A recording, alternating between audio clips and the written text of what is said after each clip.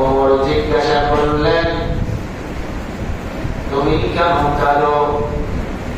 বললেন, আমার ভিতর থেকে এমন কথাগুলো বের হচ্ছিল, সেই কথা পূর্বে কোনদিন ভাবি নাই, কোনদিন চিন্তা ভাবনাও করি নাই।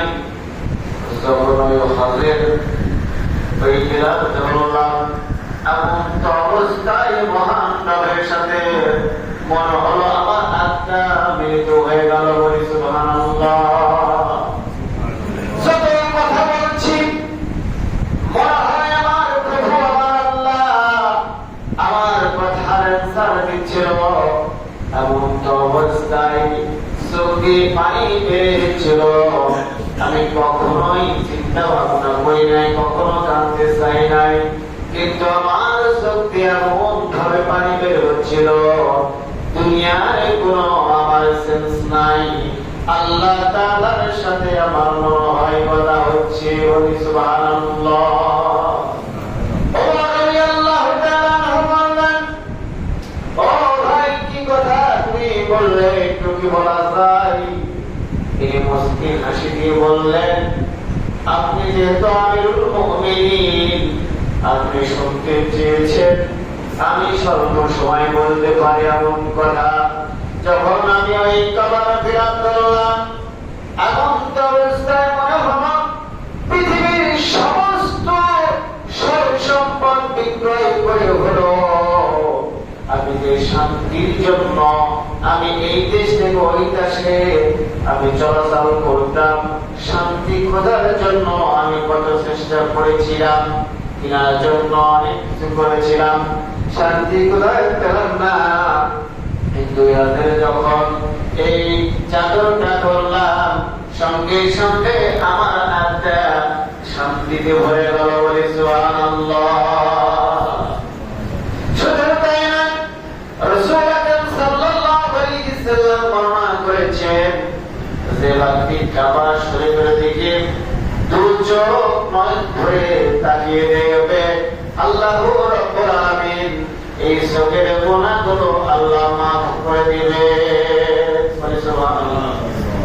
শুধু তাই নয়, মানব শান্তির ভিতরে পড়ে থাকে, টেনশন, চিন্তা, শারীরিক মানসিক বিভিন্ন চিন্তা ভাবনা তার ভিতরে যদি হয়ে থাকে, যদি ওই কাবার দিকে হয়ে ওই মানুষটা রইয়া থাকে, তাকে তাকে আল্লাহ রাব্বুল আলামিন সকল চিন্তা ভাবনা মুহূর্তের মধ্যে আল্লাহ তাআলা তার দিকে উঠিয়ে নেয়। বলি সুবহানাল্লাহ। সেই হজ, যে হজটা করবে, যে হজের যে আমাদের প্রসেসিং, এই প্রসেসিং এর বিরুদ্ধে যদি আমরা আগাতে পারি, আমরা চেষ্টা করতে পারি যে ওমরা হজ, ছোট হজ, অর্থ না তোলালে সীমিত আকারে যে অর্থটা আছে, এই অর্থ দিয়ে আমরা ছোট হজ আদায় করে নিতে পারি। রাসূল আকরাম সাল্লাল্লাহু আলাইহি ওয়াসাল্লাম বলেছেন, হযরত সুহাইব যখন তিনি সুমু খালেন, কি খালেন? সুমু খালেন, সুম্মত করলেন, এমন তো অবস্থায় সাহাবায়ে কেরাম বললেন, ইয়া রাসূলুল্লাহ, ইয়া হাবিবাল্লাহ, আপনি হযরত সুহাইব কেন সুম্মত করলেন? রাসূল আকরাম সাল্লাল্লাহু আলাইহি ওয়াসাল্লাম বললেন, হযরত সুহাইব সুম্মত করলাম কি কারণে, এটা না শুনে তোমরা সুম্মত করো। বলি সুবহানাল্লাহ। ফায়দা আছে এর ভিতরে, ফায়দা আছে। যারা হজ করতে যায় দেখবেন ওই যে হযরত সুহাইব চুমু খায়। অনেক দূরে বলে যে হযরত সুহাইব মাত্রে আগে সাদা ছিল, সাদা থাকার পরে আবার এই পাপগুলো চুষে নেওয়ার পরে কালো হয়ে গেছে। এই ধরনের কথাও আসলে আমাদের ভিতরে এসেছিল, পূর্বে আমরা জানতাম না, কিন্তু বিষয়টা হচ্ছে ওই পাথরটা আসলেই কালা, পাপটা চুষে চুষে নিয়ে কালো হয় না। এই কথাও এরকম ভাবে এক্সাম্পল দেওয়া যায় না যে আপনি পাপ করেছেন, সে পাপটা সে চুষে চুষে দিচ্ছে, এরকম নয়। আসলে রাসূল আকরাম সাল্লাল্লাহু আলাইহি ওয়াসাল্লাম চুমো দিয়েছেন, সম্মান করেছেন, এই জন্যই যারা হাজি হজ করতে যায় এটা রাসূলের আদর্শের জন্য চুম্বন খায়, বলি সুবহানাল্লাহ। ওমর রাদিয়াল্লাহু তাআলা আনহু বললেন, যদি রাসূল চুমো না খাতেন তাহলে আমি ওমর চুমো খাইতাম না। পাথরে এই পাথরে গুরুত্ব এবং বর্ণনা দিয়েছেন, বলেছেন যদি রাসূল সাল্লাল্লাহু আলাইহি ওয়াসাল্লাম চুমো না খাতেন, চুম্বন না করতেন তাহলে আমি চুমো খাইতাম না। এই জন্য আমাদের যে গুনাহ মাফ করার মালিক হলো আল্লাহ। সগীরা এবং কবিরা গুনাহ আমরা যা করে থাকি এই গুনাহগুলো আল্লাহ তাআলা মাফ করে দেয় ভালো কাজের মাধ্যমে। ভালো কাজ না করলে আপনি এটা মাফ পাবেন না। আপনি খারাপ কাজ করেছেন, আবার ভালো কাজও করেছেন, সারা রাত আপনি চুরি করেছেন, আবার দিনে এসে আপনি অনেক কিছু করেছেন, তা হবে না। যখন আপনি তওবা করবেন, তওবাটা কবুল হবে, আল্লাহমুখী হবে, তখন থেকেই আপনার আত্মা আপনার সব কিছু আপনার এলাক হয়ে যাবে আল্লাহর দিকে, সকল কিছুই আল্লাহমুখী হয়ে যাবে। আপনার আপন আপন জোর করবো কিছু করতে হবে না, আপন আপন সব কিছু অটোমেটিক হয়ে যাবে, বলে আলহামদুলিল্লাহ। কিন্তু আমরা হতে পারি নাই, আল্লাহমুখী হওয়ার চেষ্টা করি নাই, এই জন্য অটোমেটিক কিছুই আমাদের আসে না। আমরা একটা আমল যদি করি, কিছুক্ষণ পরে যে আমরা ওই আমলটা আর করতে চাই না, ভালো লাগে না। অনেক লোক আছে দেখবেন যে সামনে যে কুরবানি আসতেছে, কুরবানি কেনার জন্য দেখবেন খুব ধৈর্য, দেখবেন কুরবানির মাঠে অথবা দেখা যাচ্ছে যে আপনার হাটে যাওয়ার কথা বললেই কুরবানি কেনার জন্য খুব তাড়াহুড়া। কিন্তু যেই সকল নিয়মগুলো রয়েছে এই নিয়মের ভিতরে তিনি থাকেন নাই। ইনি চিন্তা করেছেন যে মোটা তাজা গরু এবং গ্রামের মধ্যে সর্বোচ্চ গরু এটা হওয়াই লাগবে, আমার সে নাগা হোক আর সে না থাকুক, এরকম নয়।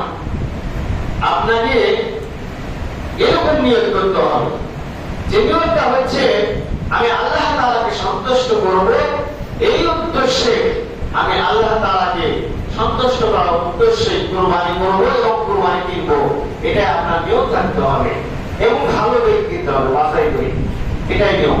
কিন্তু আপনি আপনার উদ্দেশ্যে গেলে যে অমুকে দিচ্ছে, অমুকের থেকে আমি আরো একটু ভালো করবো, হ্যাঁ, এটা মনের মধ্যে নিয়ে আসা যাবে না। জাস্ট আপনি যেটাই চান, যেই আপনার সম্পদ থাকুক না কেন, ওই সম্পদের উপরে নির্ভরশীল আপনি হবেন আল্লাহ তাআলার উপরে। আপনার যে পরিমাণে অ্যামাউন্ট আছে ওই পরিমাণে অ্যামাউন্ট দিয়ে আপনি কিনবেন, কিন্তু কারোর প্রতি আপনি দুর্ব্যবহার করতে পারবেন না, ভোগ করতে পারবেন না, তুচ্ছ করতে পারবেন না, অহংকার দেখাতে পারবেন না। জন্মের থেকে আমার গরু তারা অনেক ভালো, শিং ভালো, মাথা ভালো, মোটা দাদা, মানুষ খেতে ভালো, এই ধরনের সকল কথা আপনার মুখ দিয়ে আসবে না। যারা মুমিন কখনো এগুলো হবে না। তবে আল্লাহ তাআলাকে কিভাবে সন্তুষ্ট করা যায়? যখন কুরবানি হয়ে যায় তখন একটা বার চিন্তা করে যে আপনি ওই যে বন্টন করে দিলেন, বন্টন করার পরে মাংস কি আল্লাহ খায়? আল্লাহ নিয়ে যায়। আমি তো এই মাংসগুলো খাই, কিন্তু আল্লাহ কি করেন? যখন আপনি জবাই করেছেন তখন ওই রক্ত যখন প্রবাহিত হলো, রক্ত বের হলো, তৎক্ষণিক আপনার যে তাকওয়া, যে আপনার আমল, যে নিয়ত করেছিলেন ওই নিয়তটা আল্লাহ কবুল করে, বলি সুবহানাল্লাহ। তাহলে আপনি যে 1 লক্ষ 2 লক্ষ টাকা দিয়ে করে ফেললেন আর আল্লাহ তাকওয়া কবুল করলেন না, পছন্দ করলেন না আপনার নিয়তের কারণে, তাহলে আপনার ওই কুরবানিটা কি হবে? আপনি নিয়ত করেছেন যে আমি একজন কুরবানি দাতা, এমন নিয়ত করবেন না। নিয়তটা হবে এরকম করে যে আমি কুরবানি করছি আল্লাহ তাআলাকে সন্তুষ্ট করার উদ্দেশ্যে। এমন যদি হয় আর সেই গরু যদি ছোট হয় অথবা ছাগল যদি একটা তালা হয়, তার কোনো আপত্তি নাই, আল্লাহ যদি সন্তুষ্ট, তাকে বলি সুবহানাল্লাহ। সন্তুষ্ট করতে হবে তাকে, আল্লাহ তাআলাকে। হজ করতে যাচ্ছেন, অনেক হজ আছে, অনেক হাজি আছে, যে দেখা যাচ্ছে যে আমি যদি হজ করি আমার নামের আগে লকাব লাগাতে পারবো হাজী মোহাম্মদ আলী, হাজী আবু আলী। এমন মানুষ আছে নিয়োগ করে যে সারা জীবন অনেক অসৎ কাজ করছে, আমার চিন্তা করেছে যে আমি যদি হজ করে আসি তাহলে আমার নামের লাগাম হবে হাজী। এই হাজী এই চিন্তা করে হজ করতে গেলে কত হবে? আপনার নিয়ত এবং চেষ্টা আপনার আল্লাহ তাআলাকে সন্তুষ্ট করার উদ্দেশ্যই করতে হবে। যদি না করতে পারে তাহলে হজ আপনার কোনো কাজে আসবে না। অনেক হাজী দেখে যখন হজ করে আসে, হজ পূর্বের হাজীদের কথা বলছি, পূর্বের হাজীরা যখন হজ করে আসতো তখন দেখা যাচ্ছে যে ওই যে হজ করে আসে যে কোনো কাজে যেতেই ওনার আমি যে হজ করে আসি, কাবা শরীফ দেখে আসছি, কাবা শরীফের গ্লাস ধরে কেঁদেছি, এই খারাপ কাজে যাওয়া যাবে না। সব হাজির কথা বলছি না, বর্তমানে অনেক হাজি আছে যে এখন গান